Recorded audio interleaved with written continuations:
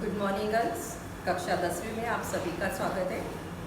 आज का घटक है वर्ग समीकरण और उसका उपघटक है वर्ग समीकरण के मूलों का स्वरूप। उसके पहले हमने गुणनखंड पद्धति द्वारा कैसे वर्ग समीकरण सॉल्व करते हैं, पूर्ण वर्ग विधि से कैसे सॉल्व करते हैं और सूत्र पद्धति से कैसे हम वर्ग समीकरण सॉल्व करते हैं हमने देखा है। तो आज हम देखेंगे वर्ग समीकरण के मूलों का स्वरूप। हमने पहले अध्ययन किया है कि ax का वर्ग प्लस bx प्लस c बराबर 0 यह वर्ग समीकरण का मानक रूप है।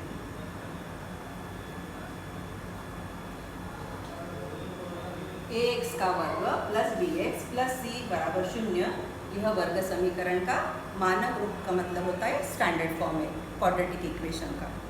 अभी ये वर्ग समीकरण का जो मूल है ax का वर्ग प्लस bx प्लस c बराबर 0, इसके मूल का जो स्वरूप है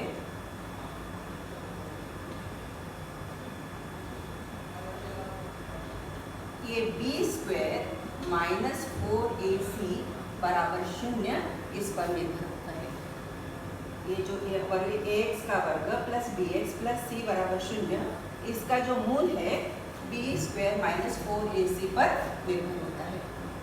और ये b स्क्वायर माइनस 4ac को वर्ग समीकरण का विवेचक भी कहते हैं।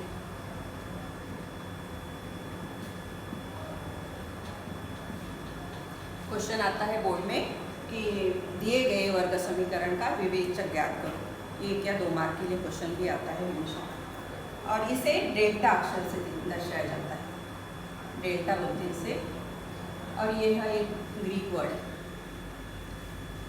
अभी हम पहला देखेंगे, यदि b स्क्वायर माइनस 4ac का मान 0 हो।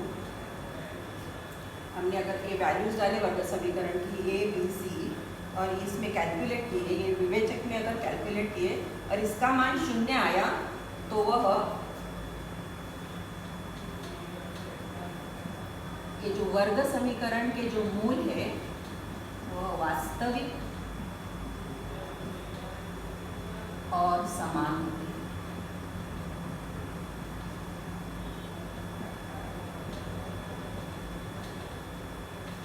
ये पहला ध्यान में रखना है अपने को। यदि b स्क्वायर माइनस 4ac का मान 0 आता है, यानी ये कैलकुलेट करने पर अगर आंसर अगर 0 आता है तो वर्ग समीकरण के मूल वास्तविक और समान होते हैं। नंबर 2,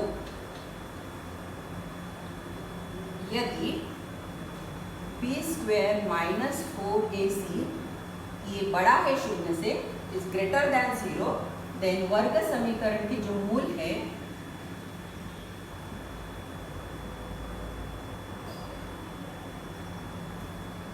ये वास्तविक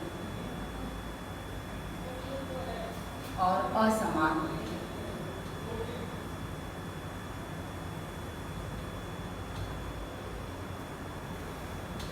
ये दूसरा पॉइंट है। और तीसरा जो पॉइंट है, यदि b स्क्वायर माइनस 4ac अगर 0 से छोटा है यानी लेस देन 0, देन उसके जो मूल है वो वास्तविक नहीं होते, वास्तविक संख्या नहीं होती।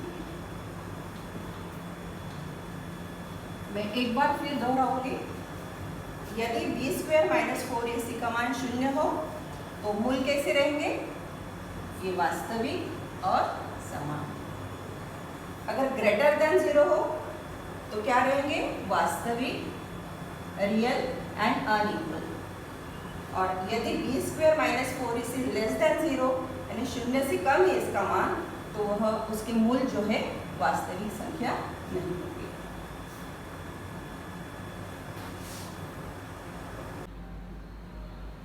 हम कुछ यहाँ उदाहरण लेंगे। पहला जो क्वेश्चन है, विवेचक के आधार पर वर्ग समीकरण के मूलों का स्वरूप निश्चित करें।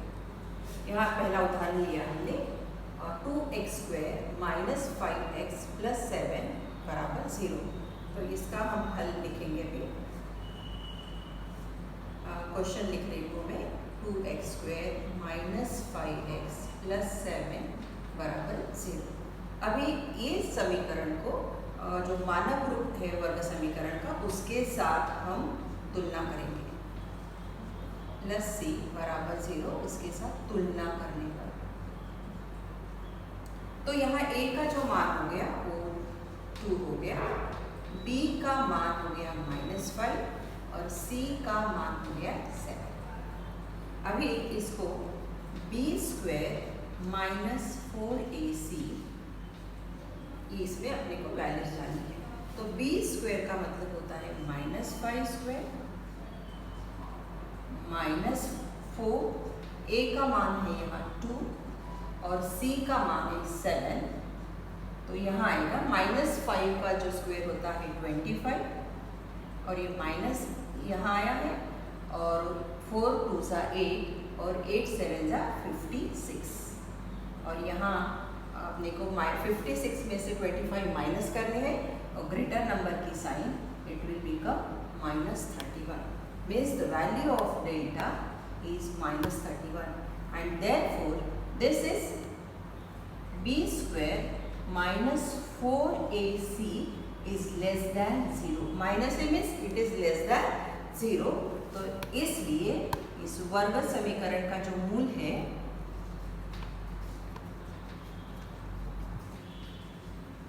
वर्ग समीकरण का मूल वास्तविक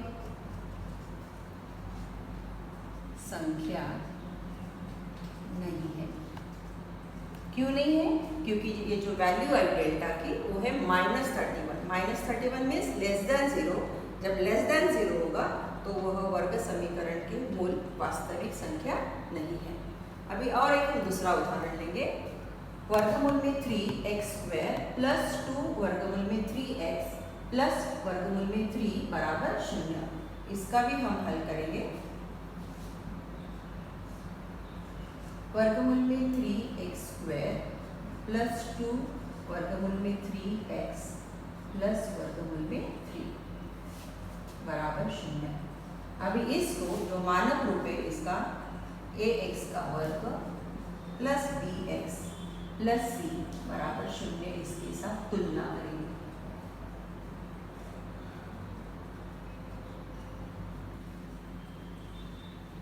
तो क्या हो गया? a का मान क्या हो गया? यहाँ a का मान हो गया वर्गमूल में 3 और यहाँ b का जो मान हो गया 2√3 और यहाँ c का मान हो गया वर्गमूल में 3।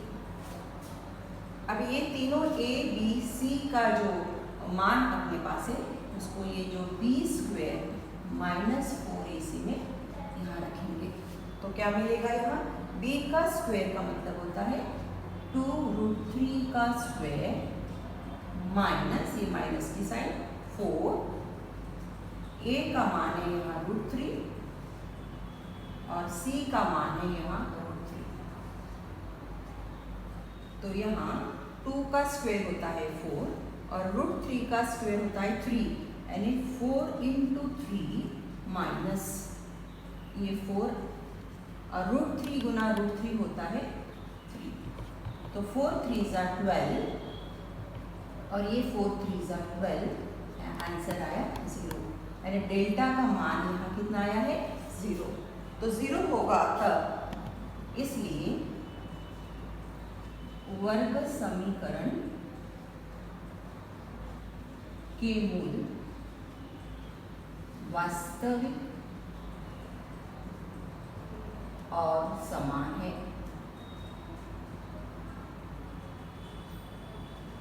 जब डेल्टा का मान 0 रहा तो वास्तविक और समान है और डेल्टा का मान अगर लेस देन 0 रहा तो वो वास्तविक संख्या नहीं है।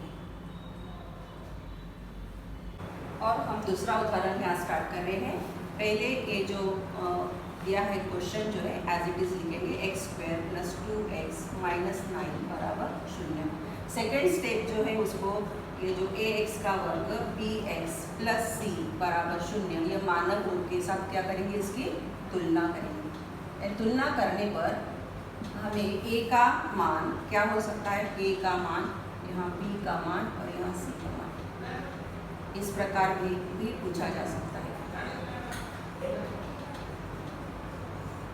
तो यहाँ a का मान कितना होगा 1, यहाँ a का मान हो गया 1, b का मान कितना होगा यहाँ 2 और यहाँ c का जो मान है -1 साइन के साथ लिखना है। तो हमें अभी b स्क्वायर -4ac का मान ज्ञात करना है, इसे हम डेल्टा लिखेंगे। तो ये डेल्टा बराबर, तो क्या हो गया यहाँ b स्क्वायर का मतलब क्या हो गया यहाँ 2 स्क्वायर -4, a का मान है 1 और c का जो मान है -9। तो ये हो गया 4, 2 का स्क्वायर 4, माइनस माइनस होंगे कितने हो गए ये प्लस, और 9 4 जा 36। तो यहाँ जो डेल्टा का जो मान आया वो है 40, यानी वो क्या हो गया अभी ग्रेटर देन, क्या हो गया greater than b square -4ac is greater than 0, 0 से ज़्यादा आया। तो वर्ग समीकरण का जो मूल है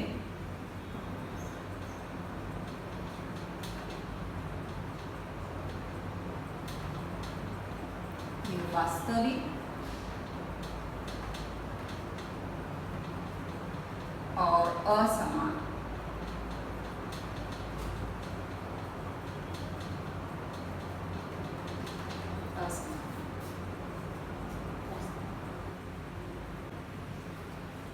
इसी पर आज गृहपाठ दे रही हूँ। क्वेश्चन नंबर 1 है, निम्नलिखित वर्ग समीकरण के लिए विवेचक का मान ज्ञात कीजिए।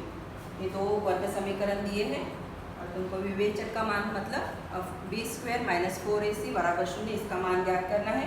यहाँ a b c दिया है और वो कैलकुलेट करके आपको आंसर। प्रश्न क्रमांक 2, विवेचक के आधार पर निम्नलिखित वर्ग समीकरण के मूल निश्चित करना है अपने को। ये दो क्वेश्चन दिए हैं और ये दो क्वेश्चन से तुमको फाइंड आउट करना है b स्क्वायर -4ac की वैल्यू। अगर 0 है तो क्या होगा वो वास्तविक और समान है, अगर लेस देन 0 है तो क्या होगा वो वास्तविक संख्या नहीं है, और ग्रेटर देन 0 है तो वो वास्तविक और असमान। धन्यवाद।